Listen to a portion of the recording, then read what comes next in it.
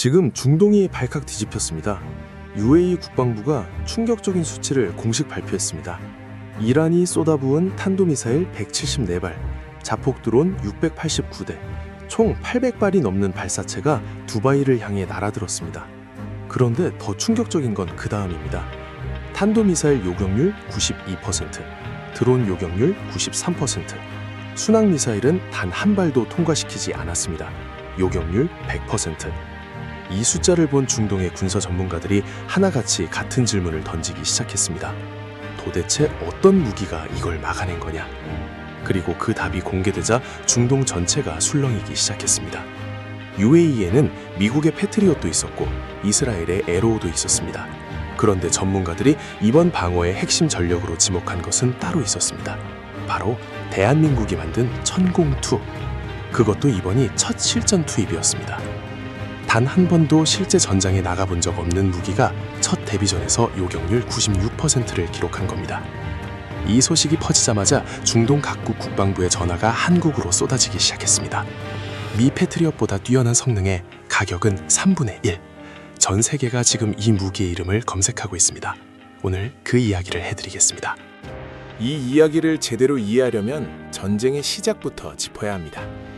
2026년 2월 28일 토요일 오전, 미국과 이스라엘이 이란 본토를 향해 대규모 합동 공습을 개시했습니다. 미 국방부가 이 작전에 붙인 이름은 장대한 분노, 이스라엘은 포효하는 사자 작전이라고 불렀습니다. 목표는 단순했습니다. 이란의 핵 프로그램 완전 무력화, 그리고 정권 교체. 테헤란에서는 연쇄 폭발이 이어졌습니다. 핵시설, 미사일 기지, 혁명수비대 지휘 통제 시설이 차례로 타격을 받았습니다. 그리고 2월 28일 자정, 충격적인 소식이 전해졌습니다. 이란의 최고 지도자 알리 하메네이가 공습으로 사망했다는 것입니다. 트럼프 대통령은 트루스 소셜에 이 사실을 직접 알렸고 이란 국영 매체도 3월 1일 새벽 하메네이의 사망을 공식 발표했습니다. 이란은 즉각 보복에 나섰습니다. 혁명수비대는 가혹한 보복을 선언하며 2월 28일 당일부터 이스라엘, 아랍에미리트, 바레인, 카타르, 쿠웨이트, 사우디아라비아, 이라크, 요르단 등 중동 9개국을 향해 탄도미사일과 자폭드론을 쏟아붓기 시작했습니다. 전 세계가 경악했습니다. 냉전 종식 이후 중동에서 벌어진 가장 큰 규모의 무력 충돌이었습니다. 그런데 이 전쟁에서 가장 많이 얻어맞은 나라가 어디인지 아십니까? 전쟁 당사자인 이스라엘도, 미군 기지가 가장 많은 카타르도 아닙니다. 전쟁에 참전조차 하지 않은 아랍에미리트, UAE였습니다. 미국 매체 악시오스는 복수의 소식통을 인용해 UAE는 이스라엘보다 더 많은 공격을 받았다고 보도했습니다. 2월 28일부터 시작된 이란의 보복 공격으로 탄도미사일, 순항미사일, 자폭드론 합쳐 총 발사체가 800개를 훌쩍 넘겼습니다. 그러나 UAE는 살아남았습니다. 두바이의 마천루는 지금도 하늘을 찌르고 있습니다. 왜일까요? 그 답이 바로 오늘의 핵심입니다. UAE 국방부가 공식 발표만 방어 통계를 보겠습니다. 탄도미사일 174발 중 161발 요격, 요격률 92%. 순항미사일 8발 전량 격파, 요격률 100%. 자폭드론 689대 중 645대 제압, 요격률 93%. 종합 요격률 93.5%. 이 숫자가 얼마나 대단한 건지 감이 잘 안 오시는 분들을 위해 설명하자면 방산 전문가들은 탄도미사일과 드론이 동시에 대규모로 쏟아지는 복합 공격 상황에서 실전 요격률 90%를 넘기는 것 자체가 세계 최고 수준이라고 말합니다. 실제로 국회 국방위원회 유용원 의원은 수많은 무인기와 변칙 기동 탄도미사일이 섞여 날아오는 대규모 복합 공격 상황에서 전체 실전 요격률 90%를 넘긴 사례는 찾아보기 힘들다고 밝혔습니다. UAE는 그걸 해냈습니다. 그 UAE 방공망의 구성을 들여다보면 이렇습니다. 고고도에는 미국의 사드, 중층에는 미국 패트리엇과 이스라엘 바락8, 근거리에는 러시아 판치르 S1과 UAE 자체 개발 스카이나이트, 그리고 중거리 핵심 축에 자리 잡은 것이 바로 한국산 천궁2입니다. 5개국의 방공 시스템이 한데 모인 이 다층 방공망에서 가장 빛난 것이 천궁2였다는 게 이번에 확인됐습니다. 이 부분이 이번 영상의 핵심입니다. 집중하세요. 국회 국방위원회 유용원 의원이 UAE 방공망 운용의 정통한 소식통을 통해 확인한 내용에 따르면 UAE에 실전 투입된 천궁2 2개 포대는 이번 교전에서 총 60여 발의 요격 미사일을 발사했고 이 중 96%가 표적을 정확히 요격했습니다. 96%. 더 놀라운 건 이번이 천궁2의 완전한 첫 실전이었다는 사실입니다. 단 한 번도 실제 전쟁에 투입된 적 없는 무기가 데뷔전에서 이 수치를 찍어낸 겁니다. 무기업계에서는 이걸 배틀 프루븐, 실전 검증이라고 부릅니다. 어떤 카탈로그나 시뮬레이션보다 강력한 증명서입니다. 유영원 의원은 이 수치는 세계 최고 수준의 방공무기로 평가받는 미국의 패트리엇조차 발성하기 어려운 수치라고 밝혔습니다. 더 중요한 사실이 있습니다. 지금 UAE에 실전 배치된 천궁2는 전체 계약 물량의 5분의 1에 불과합니다. UAE는 2022년 한국의 LIG 넥스1, 한화 시스템, 한화 에어로스페이스와 총 10개 포대를 도입하는 계약을 체결했습니다. 계약 규모는 35억 달러, 우리 돈으로 약 4조 1천억 원.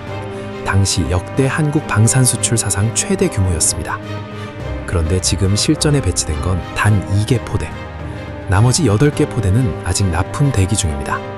단 2개 포대로 이 결과를 만들어냈다는 겁니다. 자, 이제 천궁2가 어떻게 이 많은 미사일을 격추할 수 있었는지 기술의 비밀을 파헤쳐 보겠습니다. 천궁2는 콜드런치 수직 발사 방식을 사용합니다. 발사관에서 가스압으로 미사일을 공중에 띄운 뒤 허공에서 점화하는 방식인데 이게 왜 결정적이냐면 발사대가 어느 방향을 향하고 있든 관계없이 360도 전방향의 위협에 즉각 대응이 가능하기 때문입니다. 패트리엇은 발사대가 특정 방향을 향하고 있기 때문에 사각지대가 존재합니다. 측면이나 후방에서 날아오는 미사일을 요격하려면 발사대를 물리적으로 회전시켜야 하는데 이 짧은 시간이 치명적인 공백이 됩니다. 천궁2는 그 공백이 없습니다. 러시아에 이어 세계에서 두 번째로 이 기술을 자체 개발한 나라가 바로 대한민국입니다. 두 번째 비밀은 A사 레이더입니다. 귀신처럼 보는 눈 천궁2의 핵심은 질화갈륨 기반 A사, 능동 전자 주사식 배열 레이더입니다. 전자적으로 전방 위를 스캔하며 탄도미사일, 순항미사일, 드론을 동시에 탐지하고 추적합니다. 항공기 하나, 탄도탄 하나를 막는 시스템이 아니라 복합적인 위협을 한꺼번에 처리하는 다기능 플랫폼입니다. 심지어 중동의 극한 더위 환경에서도 안정적으로 작동하도록 통합 냉각 장치가 설계되어 있습니다. 이건 그냥 성능이 좋은 게 아닙니다. 실전 환경에서 살아남도록 설계된 겁니다. 세 번째로 천궁2는 히트-투-킬 방식으로 적 탄두에 직접 충돌하여 물리적으로 분쇄합니다. 최고 속도는 마하5, 음속의 5배입니다. 이 방식이 중요한 이유가 있습니다. 근접 신관 방식으로 요격하면 탄두의 파편이 사방으로 튀어 2차 피해를 일으킵니다. 실제로 이번 전쟁에서도 다른 시스템의 요격 잔해가 두바이 항구와 공항 근처에 떨어져 부수적인 피해가 발생했습니다. 반면 천궁2의 직격 방식은 표적 탄두를 공중에서 완전히 분쇄해 민간 피해를 최소화합니다. 이 세 가지 기술의 조합이 바로 실전 명중률 96%라는 숫자를 만들어낸 비결입니다. 이 실전 데이터가 공개되자마자 중동이 요동쳤습니다. UAE가 제일 먼저 움직였습니다. 기존 계약 납기보다 훨씬 빠른 조기 공급을 한국 정부에 공식 요청했습니다. 나머지 8개 포대를 최대한 빨리 달라는 것입니다. 그것도 어렵다면 지금 당장 소진 중인 요격 미사일이라도 먼저 보내달라는 2차 요청까지 나왔습니다. 그 절박함이 느껴지시지 않습니까? 그런데 공급자인 한국이 오히려 더 바쁩니다. 줄 서 있는 나라들이 이미 넘쳐나기 때문입니다. 사우디아라비아가 2024년에 천궁2 10개 포대 약 4조 2,500억 원어치를 계약했습니다. 이라크도 2025년에 8개 포대 약 3조 9천억 원 규모를 계약했습니다. UAE, 사우디, 이라크, 중동 3개국에만 이미 총 12조 원이 넘는 계약이 쌓여 있습니다. 거기에 이번 실전 성과로 인해 아직 계약하지 않은 주변국들의 긴급 도입 문의가 쇄도하고 있습니다. 심지어 방산업계에서는 미군조차 한국에 도움을 요청할 수 있다는 말까지 나오고 있습니다. 이란의 공격을 막아내는 과정에서 미군 패트리엇 미사일이 엄청난 속도로 소모되고 있고 재생산에는 시간이 걸립니다. 한국국방연구원은 중동 사태가 장기화되면 주한미군 방공자산 일부가 중동으로 전개될 가능성까지 거론했습니다. 실제로 2025년 6월 이란 핵시설 폭격 전에도 주한미군 패트리엇 포대 일부가 중동으로 이동했다가 그해 10월 복귀한 전례가 있습니다. 세계 최강 미군의 방공자산이 모자라는 이 상황에서 빠른 납기의 합리적인 가격, 그리고 이제는 실전 검증까지 마친 천궁2는 전 세계 방공시장의 판도를 바꿀 무기가 됐습니다. 여기서 중요한 질문 하나. 방공미사일을 만드는 나라가 한국만 있는 건 아닌데 왜 중동이 이렇게 한국에 열광하는 걸까요? 이유는 세 가지입니다. 첫째, 정치적 리스크가 제로입니다. 미국 무기는 비싸고 수출 승인 조건이 까다롭습니다. 러시아 무기는 서방 제재가 따라붙습니다. 이스라엘 무기는 아랍권 나라들이 종교적, 정치적으로 도입하기 불편합니다. 방산 전문가의 말을 빌리면 한국은 나토 규격과 호환되면서 정치적 리스크가 가장 적은 최고 수준의 무기를 공급할 수 있는 유일한 나라입니다.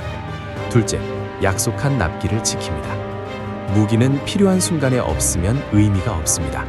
전쟁이 터진 후 3년 뒤에 받는 무기는 무기가 아닙니다. 전쟁이 터진 지금 이 순간 공급할 수 있는 나라, 그게 한국입니다. 셋째, 전 세계 6개국만이 독자 개발할 수 있습니다. 탄도탄 요격 미사일을 독자적으로 개발할 수 있는 나라는 전 세계에 딱 6개국뿐입니다. 미국, 러시아, 프랑스, 이스라엘, 중국, 그리고 대한민국. 이 클럽에 들어간 한국이 이번에 실전에서 가장 뛰어난 성과를 보였습니다. 천궁2의 요격 미사일 한 발 가격은 약 15억 원으로 미국 패트리엇 팩3 MSE의 3분의 1 수준입니다. 성능은 더 뛰어나고 가격은 더 저렴합니다. 이런 무기가 실전에서 96%의 명중률을 기록했습니다. 세상에 이걸 안 살 이유가 없는 겁니다.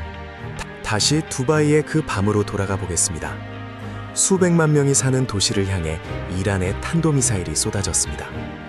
전쟁에 참전조차 하지 않은 나라가 이스라엘보다 더 많은 공격을 받은 그 밤, 두바이를 지킨 것은 수많은 방공 시스템들이었습니다. 그 중에서 가장 빛났던 이름, 천궁2. 대한민국이 만들었습니다.